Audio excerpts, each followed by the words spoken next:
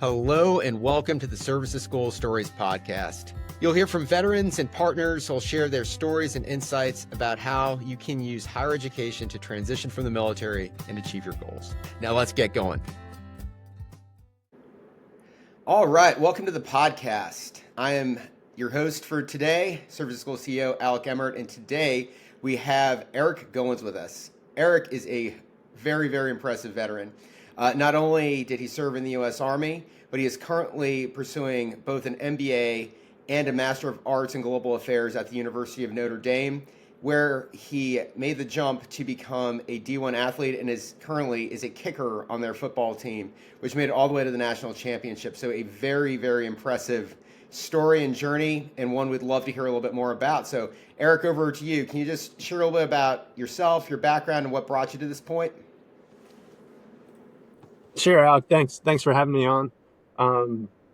I guess I can start kind of at the beginning of first going to the Citadel first. And that it all sounds like it's a coherent narrative as I say it now, but it's definitely not, like as you go back and reflect on how I ended up at the Citadel in the first place.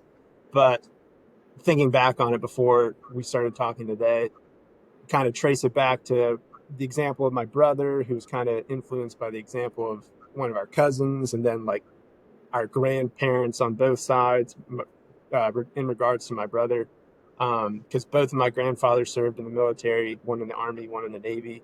So seeing their kind of example of service to our country, and then the way our parents raised us of using your gifts and abilities to benefit those around you and service was kind of that driving thought of, okay, where do I want to go to school? What do I want to do with my life? I was playing football at the time and also basketball and lacrosse too. I played a lot of sports growing up as a kid. Both my parents were college athletes. My mom's a All-American swimmer, and then my dad was a 3-year starter at the Citadel playing football.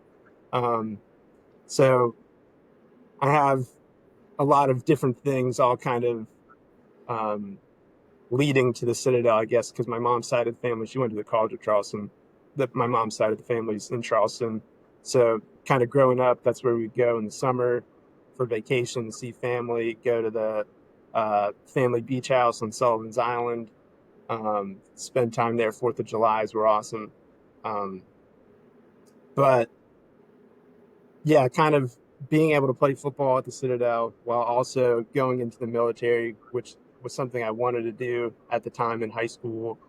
It kind of just, the Citadel was a great fit with the family connection, academic connections,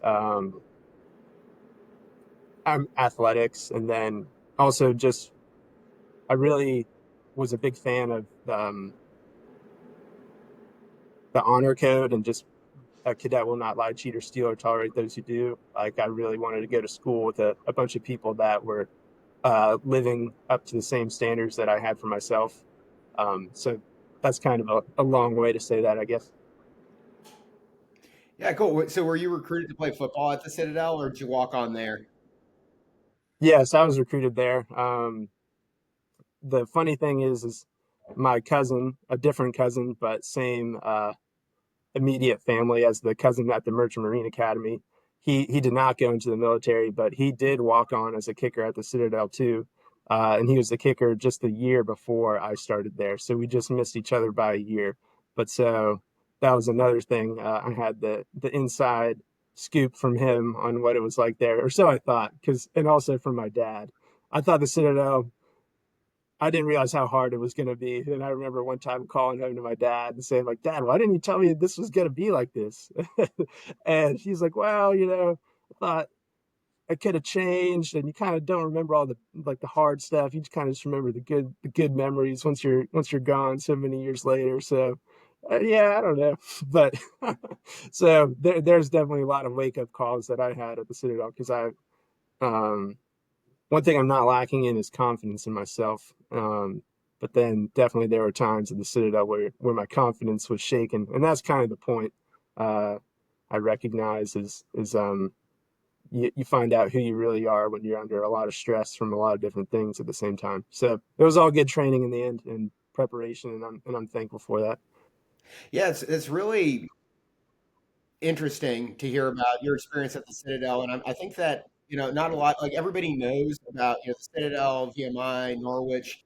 I mean, it's the senior military colleges, but you going to them, they're military colleges, but you are not required to serve afterwards. Can you share a little bit about the background of the Citadel, like what the process is like, and how you get a commission coming out of it? Sure, yeah. So yeah, like you said, senior military college is has ROTC departments, just like here at Notre Dame, there's an ROTC department. So I see cadets every Tuesday.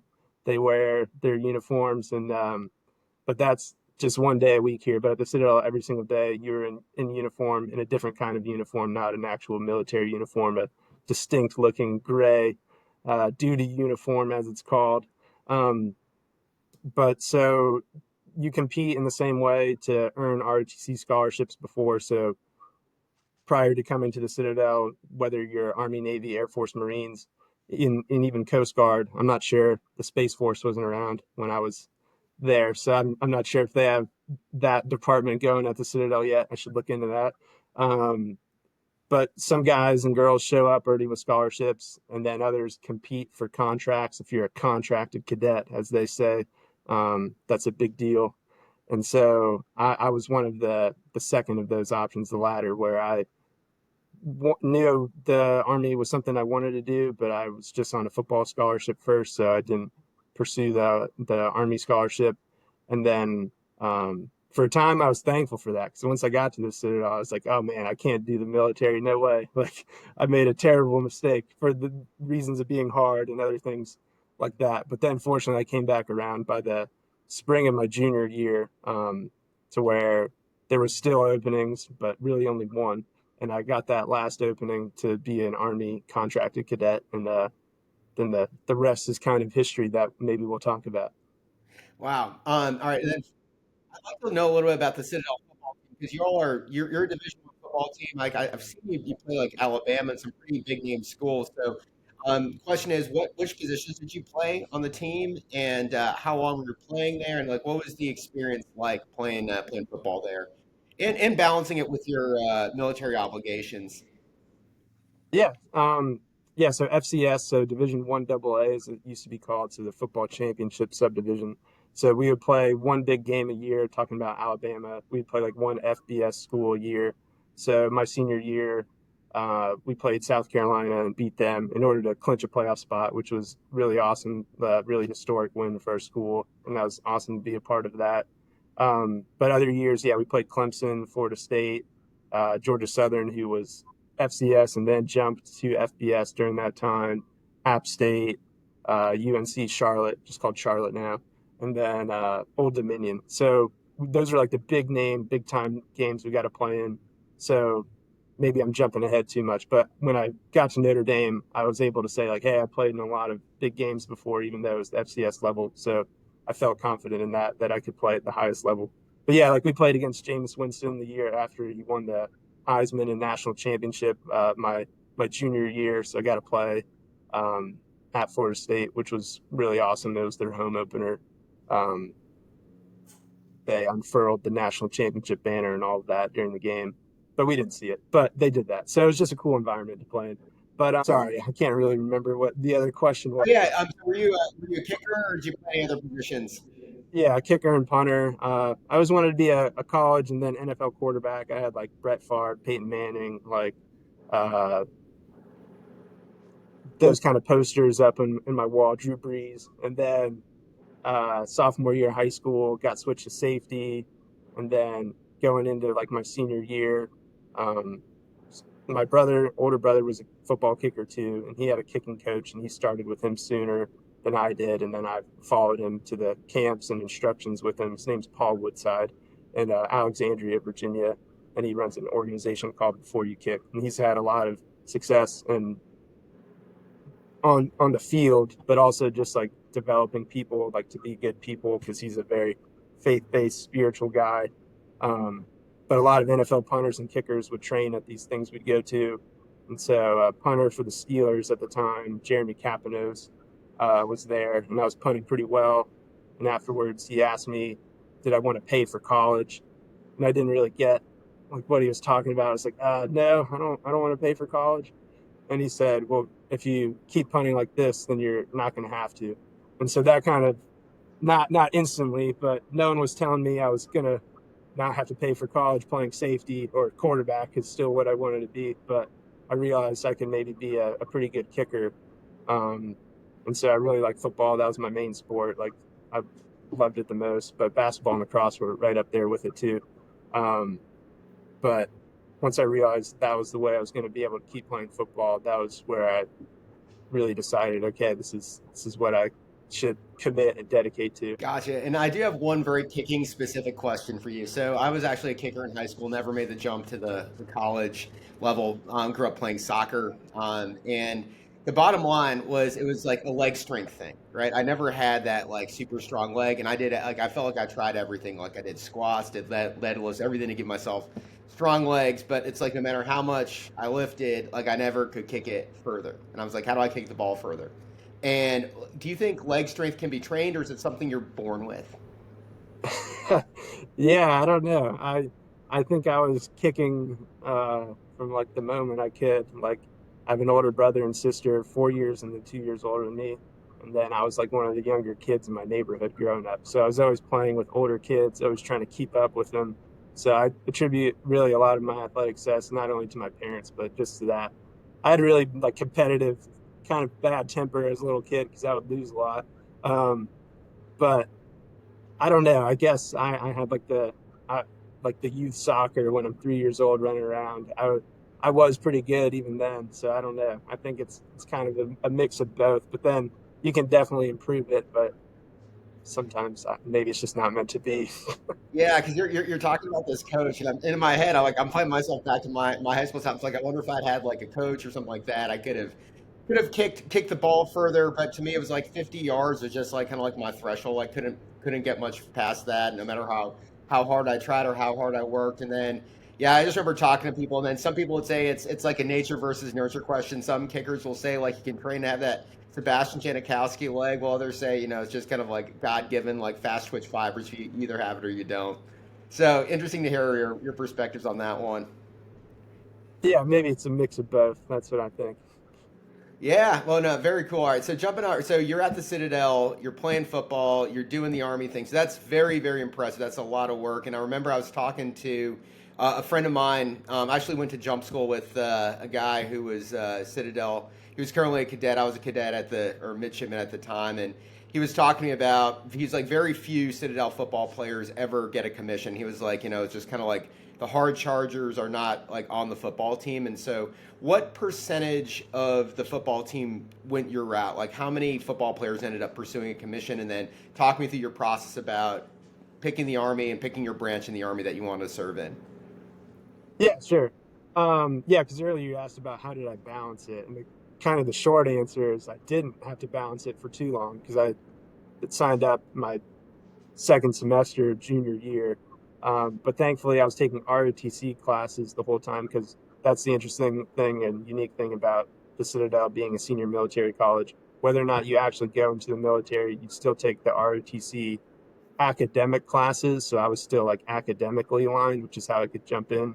I just missed the labs, as they call them, the Thursday like extra training that you would do, and then the summer trainings, just those two first summers.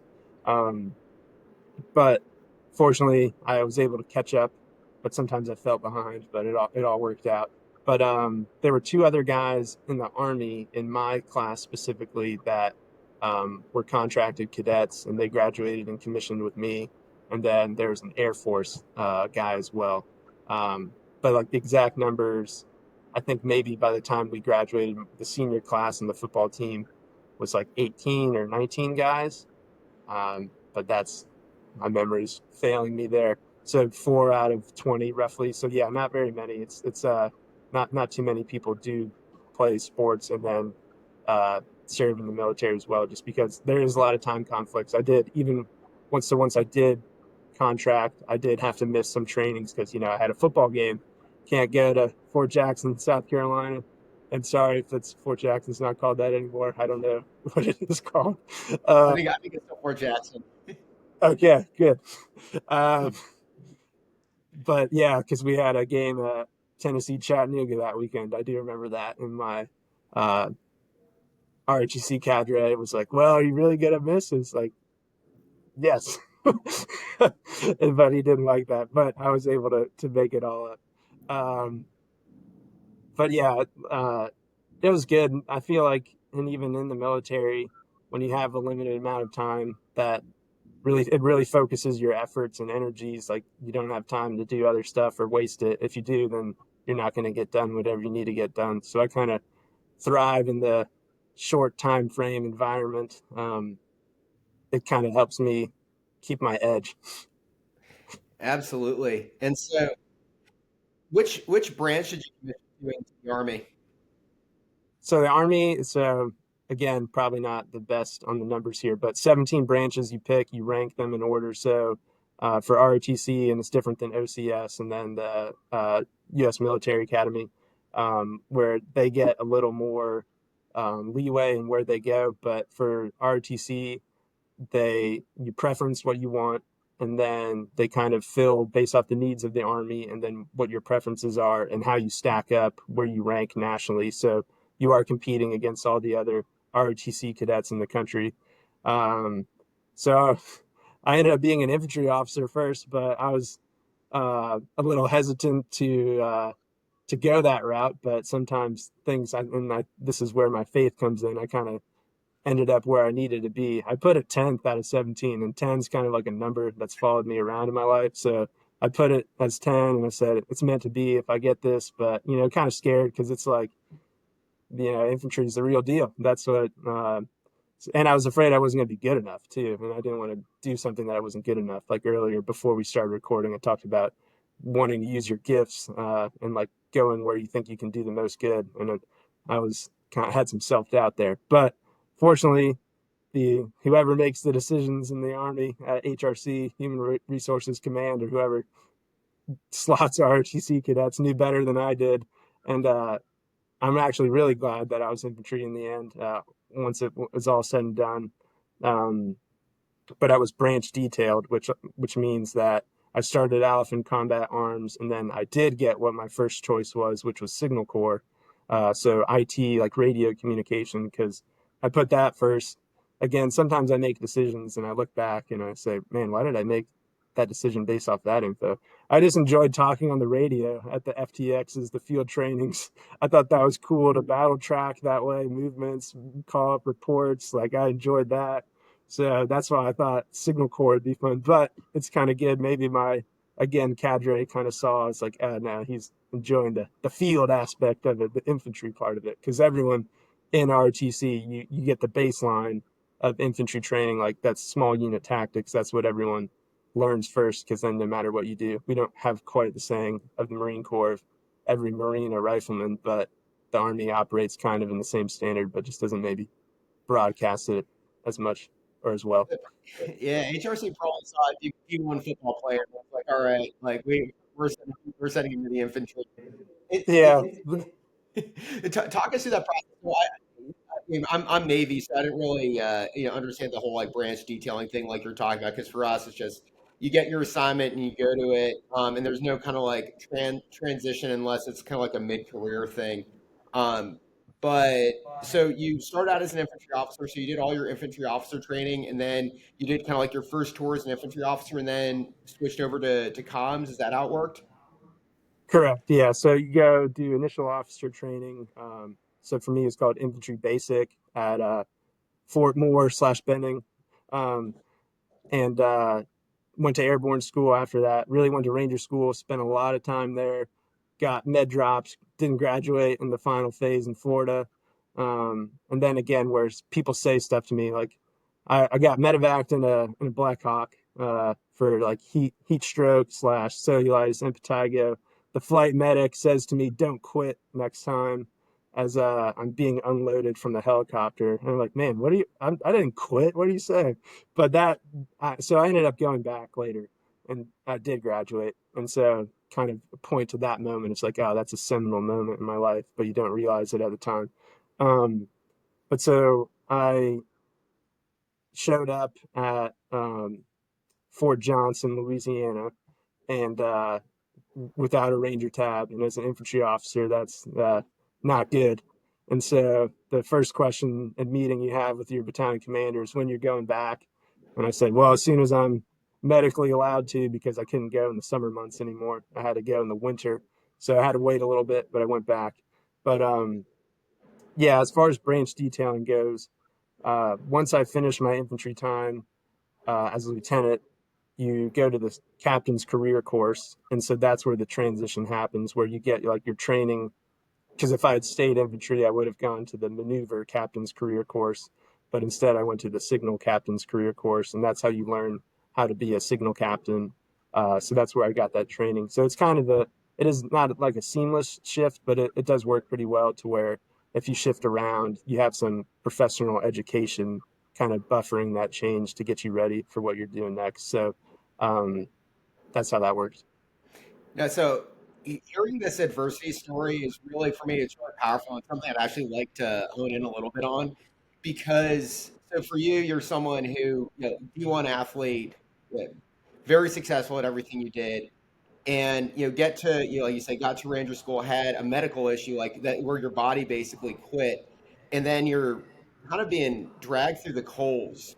You show up to your first unit, people are giving you crap about it, and you really have to kind of dig inside yourself to overcome that adversity to go back to school and do it. So kind of talk us through the process there from getting to your unit, like how you were feeling and how you kind of got yourself that mental fortitude to overcome that obstacle, go back and get the confidence to complete that one area where you're someone who's, I hazard a guess, doesn't know a lot of failure in your life. Right. Yeah. So talking about guys on the football team, one of my teammates who was in the Army, he had already graduated. So it's from Ranger School. And so big picture, like a lot of my classmates that I did IBOLC with, they had all already graduated too. And so it's kind of like the personal pride thing of like, if these guys all could do it, why can't I? Like, and I was that close and like having that kind of like fall short kind of at the last leg of the race was pretty tough, and so I did dwell on that a lot. But that was also weighed against of like you do get pretty banged up in Ranger School, like mentally and physically, and so I had to answer: was I willing to go through all of that again to potentially still not even graduate? And I also had to ask myself, like, what am I really going to learn this time again through? But fortunately, the answer was like, no, you need to go back. You set out to do this thing. You can't accept failure, and just because it's now more difficult than it has to be or should be. Kind of back to the Citadel. Like I went to the Citadel to join the military, and then it was pretty hard. And then it was like, wait a second, what did I say I came here for? Why am I not doing it? And then, so it's kind of like another iteration of that in a different way. So I could say that's kind of where um, I'm thankful for the Citadel time again, because it makes you stick to what you say. And if you do, then you feel like you can do the next hard thing that comes up in your life. So for me, Ranger School was that next hard thing. Um, That's and then fortunately, when I did go back, I had a lot more experience because I had like 8 months of being the Op 4 opposing forces at the Joint Readiness Training Center. So I was a platoon leader during that time, fighting simulated battles against units that were about to go deploy. So I had a little bit more experience. I wasn't very good the first time going through Ranger School. So I recycled the first phase, recycled the second phase. Uh, so in total, once I actually did graduate, I spent a total of 9 months there. Um, so that's a long time.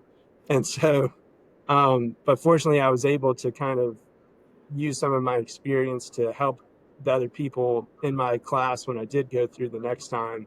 And also then still learned a lot because I wasn't like just trying to stay afloat. I was a little bit more in command of how things were going. And so I was able to learn from, he was at the time the oldest graduate of Ranger School. He was, and I can't remember his name. I could, but that'd be too long for this podcast recording. But he was a Green Beret, like at E8, and he was just awesome. And picking his brain and seeing how he did things uh, was really cool, and really beneficial for me. And he was the overall leader of both enlisted and officers, and then I was kind of like the leader of the recent. officers because I had just a little bit of experience and we were a good tag team. But then I got medically recycled in Florida the last time, so I didn't get to graduate that group because I just had a really bad infection from a C-wire cut on my shin. But different story, too long. But yeah, Florida and medical issues is not great for me, but it all works out. Oh man. Now that's just out of curiosity. How old is the oldest graduate of Ranger School? He was 40 at the time, but then I think a 41 or 42-year-old graduated pretty soon after him, and I don't know what it is now because I haven't checked on that in a while. But yeah, Yeah, it's wild. I was talking to a friend of mine who's SF, and he said there was like a 50-year-old who was in his Q course class, but he had done like to be clear, like that 50-year-old hadn't been in the army. He said he had been like a rescue diver in the Coast Guard or something like that. Got out and then just got a wild notion to go and try to become a Green Beret and was able to do it. So yeah, it's all you always love hearing the stories like on the extreme young end and the extreme old end. Like you hear the story about like the 17-year-old that finished like buds, and then you hear the story about like the 50-year-old that finished the Q course. So it's kind of like those two extremes are always interesting. In the middle, like nobody really cares. So um, right. Yeah, and I guess that's kind of like me being 30. Now I'm 31, but playing football at Notre Dame, that's kind of I'm that guy. yeah. We had Nate Boyer on, and I think he was about that age. So, you've got to be like one of the oldest players in Division 1 football right now, right? I think there was a guy who was maybe 32 or even older, but also a punter or something like that. Um, so yeah, I was close, but I don't think I had the distinction or the honor of saying I was quite the oldest. And so yeah, so I'm fully done now because part of the interesting story where we talk about just going where life leads you that we referenced earlier was this was actually my second year at Notre Dame. I really should have played two fall seasons ago, but the way like my timeline for separating from the army worked out, I wasn't able to join the team, nor was I good enough to even join the team then. Um, but the way like the eligibility exemption request worked out because I tried to get to school earlier, but I just couldn't. I barely made it in time for school. All of that actually worked out in my favor to be able to join the team like midway through my time here at Notre Dame. So, because I had played 4 seasons at the Citadel, was redshirted the first year, so I had like 1 year left, and so I was able to use that last year here at Notre Dame. So it's really cool how things work out sometimes in ways you don't expect them to. But you would like them to, but you just don't know how it actually falls until it does. Cool. Yeah, and so this is a great segue. So I'd like to hear a little bit more about your decision to leave the Army and why you chose Notre Dame for your MBA, and also they give you a chance to plug the dual degree program too for the Master in Global Affairs. And then at what point in that journey did you decide that you wanted to give it another go and play college football? Yeah. So, yeah, I don't want to sound like I'm super altruistic in that. Like I chose to go into the military without thinking that at some point I wasn't going to possibly come back and play football. Because when I signed up my junior year, uh, I knew at the time the way things were going, that was going to be the end of my football career that next year anyway. But then once I signed up for the Army, I had a really good senior year. And then my coaches said, like, hey, some NFL scouts are interested in you. They've been calling us. But by that point, I was already locked into serving in the Army. And so um, it's kind of funny how as soon as you give up on something, then it becomes ever more attainable. But I was still glad that I was going into the Army because when I looked back at like the age I am now, I wanted to say I thought it was just going to be the first half of my 20s giving to others, using my gifts for something more than just playing a sport. Because I thought maybe at the 3 year mark, which was all I was required to serve, I could come back and play football then. But then at the 3 year mark, I still felt like I hadn't really done anything. One, because I had spent almost a year of that time just in training in Ranger School or initial officer training. So I felt like I had more to give. And I also wanted to see what being in the Signal Corps was like versus the infantry because Signal Corps is my first pick. I thought that was what I wanted to do. Um, so then it's funny, again, how things work out. I got an overseas assignment to Germany. So instead of just needing to do one more year, so the captain's career course takes place at like year mark 4. Um, and then when you PCS from there, you owe a year if you PCS in the United States. But since I PCS overseas, I owed 3 years.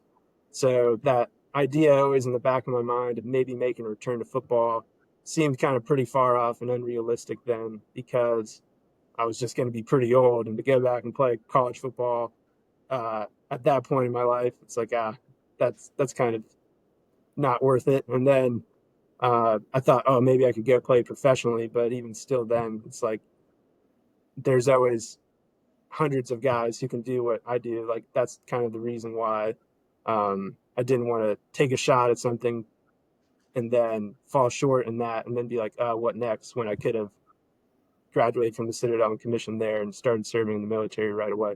So that was all kind of my decision making going on when I first started, and then like midway through. But then at some point, um, I kind of fortunately I ended up being at the right place at the right time when Russia invaded Ukraine, and my unit deployed to Poland to support everything that our country's doing there. But for a while, I kind of felt like I was dwindling away, being in Europe where not a whole lot's going on. COVID was going on during this time, so a lot of our operations were like shut down or really restricted to where it felt like I wasn't really doing much. So here I am, like having the possibility to maybe playing football somewhere or doing something better in the Army. Like at one point, I thought I was gonna, because I had graduated Ranger School. I was like, oh, I'll go try out for the Ranger Regiment and be a SIGO for them, signal officer for them. But then, kind of once the invasion happened, deployed, really felt strong purpose in what I was doing then. But once things settled down, kind of after like the 4 and 5 month mark, and we were established there, and then it was time. I was getting near the end of my 3 years in Germany, and so I was thinking, what's next? So one of the things that I thought maybe next could be I could apply through the uh, West Point's professor program, essentially, to go teach at West Point. They send you to grad school, and then you go teach there. So that was when I started looking at schools. What would I want to teach? I really enjoy being a student. I really enjoy like reading military history, like policy, uh, as finance as well, like international trade and markets. It's really interesting in how like wars and conflicts begin, and kind of sometimes those things are really interlinked or interconnected, or so I think.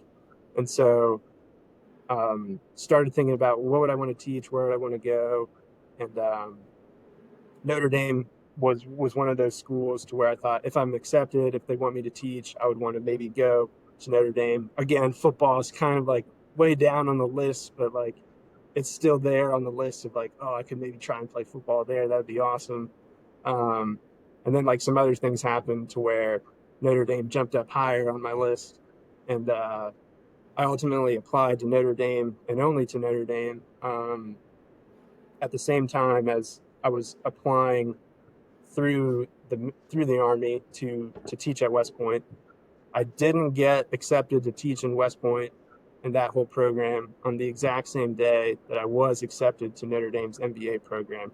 So I kind of felt like the decision had been made for me of where I'm going to go next, what I'm going to do next, because that was the only option of the two that I pursued that I could actually follow through with. So again, I kind of view that as like providential. Um, and so, yeah, that's why Notre Dame, how Notre Dame. Also, Notre Dame talking about faith, like it's a great academic school, but also a great faith-based school. It's been called the capital of Catholic thought in America. Essentially, it's a great place to be. So, um, it's awesome to be here to kind of grow in my faith as a student at the same time. That's cool. And so, all right, I've just got this image in my head of Rudy, where he just decides to like gets word about the like walk-ons on the football team. So he got himself to Notre Dame. So like you get yourself to Notre Dame, you're going to your MBA classes. At what point does a light bulb go on, being like, I want to walk onto the football team and give it a go? So immediately, like that day I was accepted, I sent an email because I hadn't pursued anything. I was in Poland, like we were in tent city in like Poland, um, which was better than we were initially in like a repurposed conference center. But so the day I got the acceptance email, I reached out to some of the emails I could find online and on LinkedIn of some Notre Dame football staff and coaches saying, hey, I was just accepted to school. I was a record holding kicker at the Citadel. I haven't played football in a while. I've been playing soccer, and that's a story I could tell for another time, but I was playing soccer on my town's local German soccer team. So I was still kicking the ball some during that time, but a soccer ball. So I knew I still had it, though, essentially. But so I said in a all too honest email, like, I can't send you any film. I'm in a tent in Poland right now. I was planning on coming back to play football. I should be able to make it there in time to try out before the season begins. I just want to set up a tryout date because ultimately that's when I'm going to be able to show you if I can kick or not, because I can't right now. Didn't hear back from anyone, but then that actually really helped me in my eligibility case with the NCAA, because I expressed intent very early on that I wanted to try and play football, but then it just didn't work out. Because also during this time, so that's next day, I submitted my request to leave the Army at the end of my 3-year mark, and the Army had just rolled out a new HR website called IPSE, and basically my separation process was really elongated due to just technical difficulties, just people getting used to a new system. Again, super frustrating at the time, but that actually worked out in my benefit to where I separated later than I initially requested to, but then that leaving late actually helped me play football the next year. But so I didn't hear back from anyone from Notre Dame football, and that was fine because I wasn't even sure if I was going to make it to school in time. I also wasn't even sure if I was going to be able to leave the Army because of that whole IPSE process I'm talking about. I thought maybe the things going on in the Middle East now kind of saw things leading in that direction, because we were also responsible for the air and missile defense of Europe and Israel. And so I don't have any top secret intel because I'm not that important. So I'm not worried about saying anything wrong here. But just paying attention to the news there, I kind of felt like maybe this is like a '08 kind of thing where no one's getting out even if they want to, kind of thing. And so it ultimately wasn't that conspiratorial. It was kind of just things work slow because that's how new processes go sometimes. So I was given the okay to leave July 15th from the Army. So I cleared and separated to make it to school on time on August 8th in South Bend. But I had to fly home from Germany, do all that in a really short time. So when I showed up at school, I was like, football, that was nice idea, but it's just not going to work out. But then my dad, some other things happened in my life, and my dad sent me an email, or not an email, a letter, with a newspaper clipping of the kicker from UVA, who was a Marine Corps pilot just the year before I started playing, who the NCAA, very similar situation as me, he was given eligibility to play in his second year UVA Darden Business School.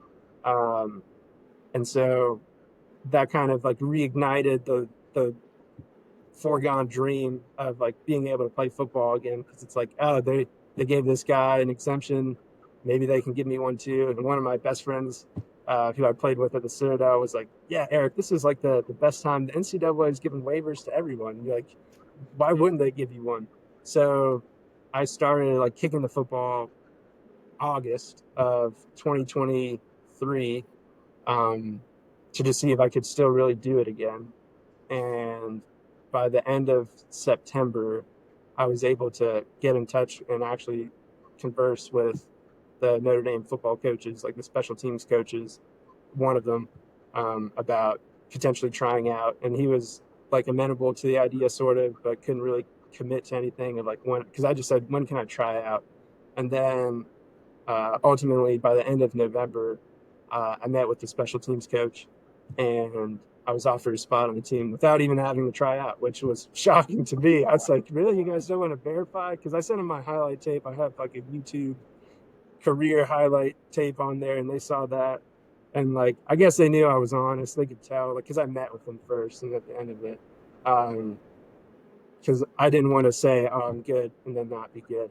And so I believed it when I told them that. And fortunately, they believed me too. And they could have always cut me at the end of the spring, but uh, so I was able to do spring football before this past fall season. So it really worked out awesome because like that gave me more time to be on the team, hopefully be a good influence. That was like one of my goals of just playing on the team. It's like even if I don't get a play or contribute on the field, like hopefully I can just be a good person to be around and share some of my thoughts and experiences, but like not like in a know-it-all kind of way. But um, yeah, so that's how the Rudy dream in my case kind of all happened. That's a really long way of saying that, but I felt like all of that's necessary to kind of tell a coherent story. That's so cool. And I mean, I guess, what did it feel like as everything kind of started coming together? Like you're sitting there at Notre Dame, with this iconic campus, like one of the most iconic college football programs in the country, and you're kicking football there, kicking footballs there, dreaming about playing on the football team. Then you kind of get that letter, and it all kind of becomes a reality. You get a jersey. You're practicing with the team. Just can you just talk us through kind of like the emotions and what that felt like? Yeah, the emotions were awesome because like going to the games that fall 2023 as I was training to play, like watching the games, it's like watching both kickers for both teams and like you just feel like, oh, I can still do this. I know I can still do this. And then for people to say, not only like legally or rules wise, yes, you can do it, but like we actually like believe in you enough to where you can do it was really awesome to have that belief. And like I'm really thankful for that from everyone from like compliance. Like I sent so many emails, wrote up like a 20-page document explaining everything I just told you guys of like, hey, why this is why I think I can play football or should be allowed to play. Um, and so I really just appreciate all of that. And then, like, the moment where it really first became real, but then it became really real was my family was going on a family vacation for Christmas. Talking about people you should interview, you should also interview my brother. He's a seminarian at Mount St. Mary's. He was a field artillery officer in the Army, he went to West Point. And he's a deacon right now for the Diocese of Arlington. He's about to be ordained a Catholic priest this June.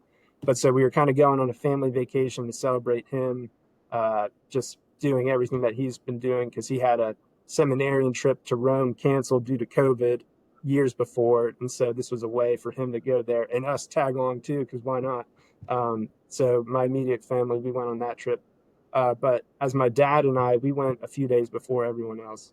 But I got the call from Notre Dame compliance saying my eligibility had been approved, like as we were in the airport to go on that vacation. So that was like a little early Christmas gift because it was like December 21st or 20th. So that was awesome.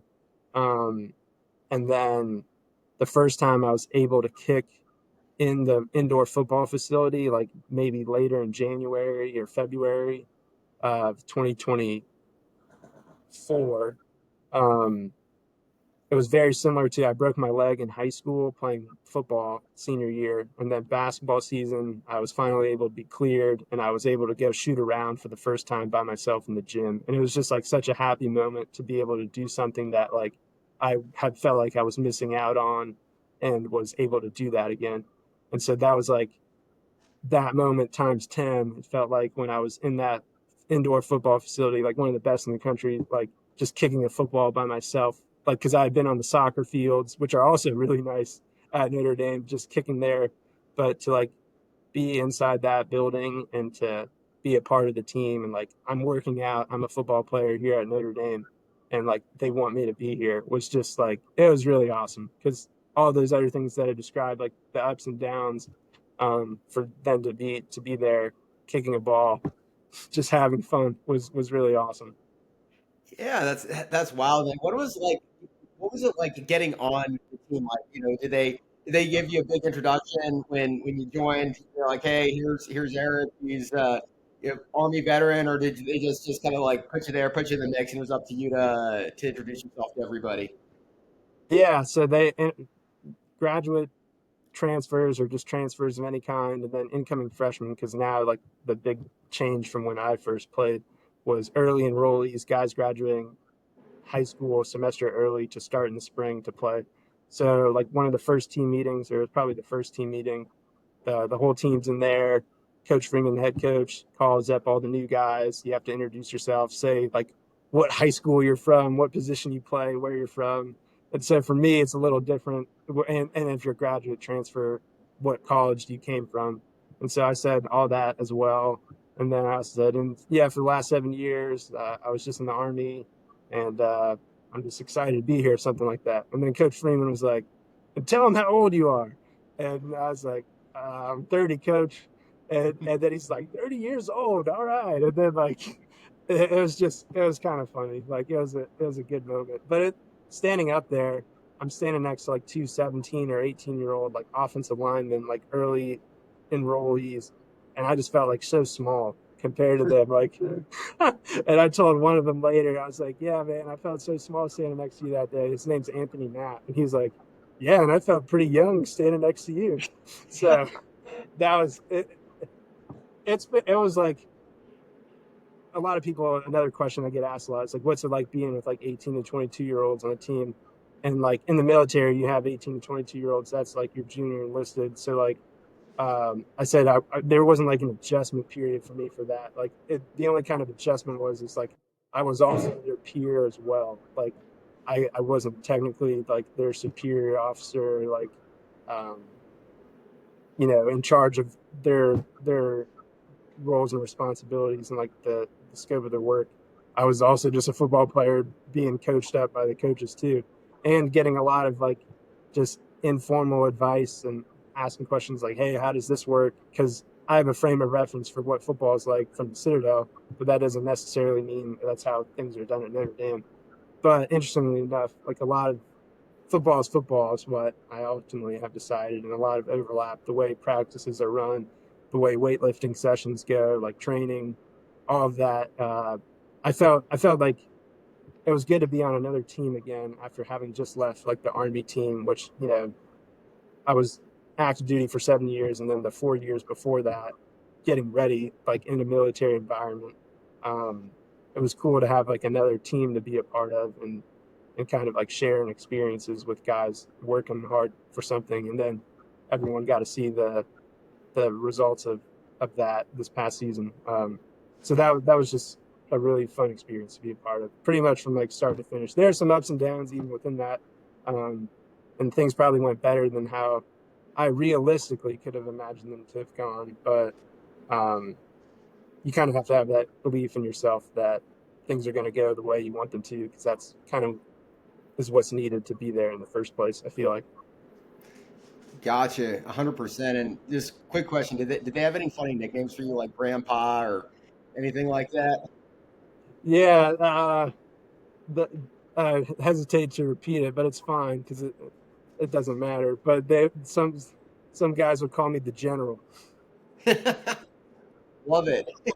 Good for being a captain and being a general. Yeah, I was That's like, hey guys, I'm a captain. I was able to explain the rank structure. Like, yeah, definitely not. But you know, the things, and people joke that I missed out on the NIL opportunities doing the general car insurance with Shaq and stuff like that. But I was not into any of that. That wasn't any of my motivation for coming back. But it's something fun. You can't really control what people call you, and it's lighthearted too. It's fun. It's good. awesome. And I want to jump into the run y'all had this year, which was incredibly impressive. I got the chance now that I made the conversion to being a Notre Dame fan, thanks to the hospitality of Ken Heckel and LMVA at Notre Dame. But so one very interesting thing, and I'll throw a biblical reference here for you. So when you were at the Citadel, and the Citadel played Alabama, it was like a David versus Goliath thing. So you went from being David, now going to Notre Dame, and now you're Goliath. Like, what did that feel like, and what did the march kind of to the national championship feel like, especially having come from a smaller program, now being like one of the marquee programs that was going to play for it all? What was that whole ride like for you? Yeah, that's a good point. Yeah, and so I want to point out that the Citadel versus Alabama game, that was after I left, but yeah, tied 10-10 at halftime against Nick Saban, and I think that was uh, Tua was the quarterback then, which is just awesome. That's like a really cool thing that you get to see once you're an alum. Your school is still doing well, but yeah, being, I guess, Goliath, um, I, I don't know. You really don't. It's hard to answer. Like, yeah, there's just so many more resources I guess we had, and like things just at the FBS level in general compared to at the Citadel. So that's like a thought in my mind. But like going out on the field, I guess the mindset that everyone else has when you play you. Like I knew that because like um, those big games I referenced earlier, like that's when you want to play like your absolute best. Like that's your time to show. So like we always know at Notre Dame that like every team is always going to play us their best, and that's what happened this past year with a loss that we shouldn't have lost that game. But then that ultimately like fueled us for the rest of the year, and maybe if things worked out differently, we wouldn't have had the success we had. Sometimes you gotta get humbled and learn a lesson to take that next step forward. That was what Coach Freeman's message was to us the whole year, and I agree with that from just what I've lived and seen as well. Um, but so I never thought of myself as a Goliath. I still thought of myself as a David just because I was old. I wasn't really supposed to be there in the first place. I hadn't played in 7 years, really 8 years, 8 seasons. Um, so I felt like I still had a lot to prove. Like that's another kind of thing. I'm not Michael Jordan, but having that chip on your shoulder of like I need to find that extra level of motivation, like how he would make stuff up apparently about people would say this or that about him, talking about thinking of the Last Dance documentary and how their stories of that. But so I felt like I had a lot of motivation still just to prove that I belonged from the day I showed up to the final game of our season. And so that's what I'll say. Awesome. And so the thing that I found really impressive about this season was you talked about the loss to Northern Illinois and how you all recovered from that. And that's almost like you take back that resilience, like, kind of like your experience at Ranger School, like you get knocked down, when you probably shouldn't have been, and you develop that fortitude to keep going. And kind of at what point in the season did y'all realize that, we overcome that initial roadblock that we had, and now we've got a legitimate shot at going all the way? Yeah, I don't know if you can like pinpoint an exact moment for that really, because until we made it there, like you can we had so many close games that we had to fight through to the very end, coming down to like game-winning kicks or like game-winning interceptions. Essentially, like thinking back to USC. Um, so I don't know if anyone ever really took that moment to say like, "Oh, we're here," because you don't really know until the season's actually finally over. And I think just personally, once you think like you've made it, then that's when you get beat, whether it's like in that moment or sometime in the future. So I feel like uh, always having that healthy respect is important to have. Yeah, because I felt like it was just such a build up just watching the season. Because I was at the Stanford game, and you all, like, Stanford is by no means a bad team, and you all made pretty handy work of them. And I remember my friend's dad is a big Notre Dame fan. He's like, they got the message after that Northern Illinois game, and they're gonna be hard to stop after this. And it's just kind of like you talked about the different games, like the USC game and all that, how it just kind of kept building and building, and then I don't think, I watched the Indiana game. That seemed like one of the toughest games there because it was in the snow, right? Yeah, so it did snow earlier that morning, and then it was cleared off on the field by game time, and then it was just pretty cold that night. Um, yeah, kicking football in the cold's not the best, but it's better than not kicking football. So Yeah. I was thankful for that, definitely. And just to kick in the home opener of the 12 team college football playoff format was really awesome, like the first play of that. So that's a memory I'll always have for the rest of my life. Um, but yeah, unfortunately, I think the score to that game was closer than it should have been. We didn't just kind of finish out how things were, but supposed to be. But fortunately, we were in command of the game pretty much from start to finish, even within that. So maybe that could be a moment where it's like, okay, we are a pretty good team. Yeah. That was awesome. It was awesome to see that, and we were all cheering for you. And so, Right now, I know we're coming up on time. I want to be respectful. I know you're at home with your family, so want to make sure you get some quality time with them. But want to hear from you. Just kind of like the last question is like, what's next for you? To be determined. That's what I'm still figuring out. So I'm in year 2 of 3, and I said once football was done, I would really start hammering that out of what that is. But part of the reason for coming to grad school after leaving the military was finding what exactly my next steps would be. So I'm still in the process of learning.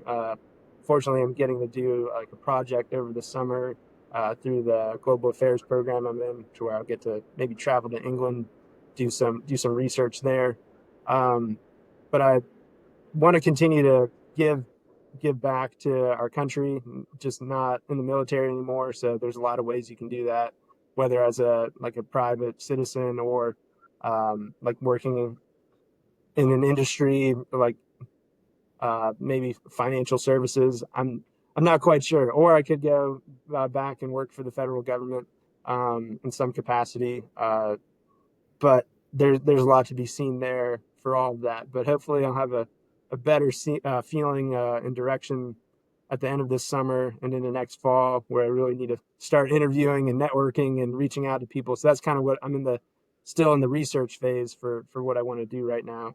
But I'm definitely hoping to figure that out sooner than later, because having clarity on where you think your life's going to go is always nice. But I'm also cognizant of the fact that I had this plan and had these ideas of where things were going to go while I was in the military, and then leaving, and then coming along and playing football at Notre Dame actually worked out and was a great opportunity and experience that I had that I didn't necessarily work too hard initially to make happen. So I'm aware that something like that could come up here again with me in this next steps in my life.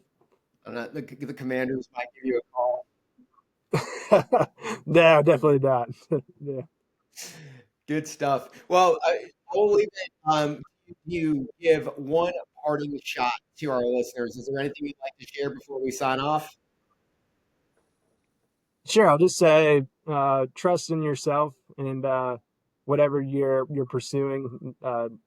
Recognize the people and things that have led you to wherever you're at, both good and bad, and to be thankful for whatever those things are, for like shaping you into who you are and where you are today. And then try and just keep finding your next thing and finding your next team, like I said, because leaving the military, it's a big step. There's a lot of things that go with that. Like, I just learned how to use dental insurance this past week when I got a cavity filled. So there's stuff like that, to where it's like you don't have to figure all that out while you're in the military. You just show up to the dentist when they tell you you're yellow or red on MedPros, and then you go turn green. So just keep remaining like flexible and resilient, because that's how you got to this point. And then just wish you the best of luck in whatever you're doing. And yeah, that's what I'll say. Good stuff. Eric, thank you so much. It's been an honor to talk to you. Thank you. Likewise, Alec. I appreciate it. Thanks for your time. That's all we have for this episode. Join us next week, same time, same place, where we share more Service to School stories. Service to School Stories is hosted by Sydney Mathis, Chief Program Officer, and Alec Emmert, Service to School CEO. Our podcast is produced and edited by our Director of Communication, Amanda Tobias. Service to School is a 501c3 nonprofit providing free college admission support to transitioning service members and veterans. Join us next week and follow us for more on your favorite social media platforms.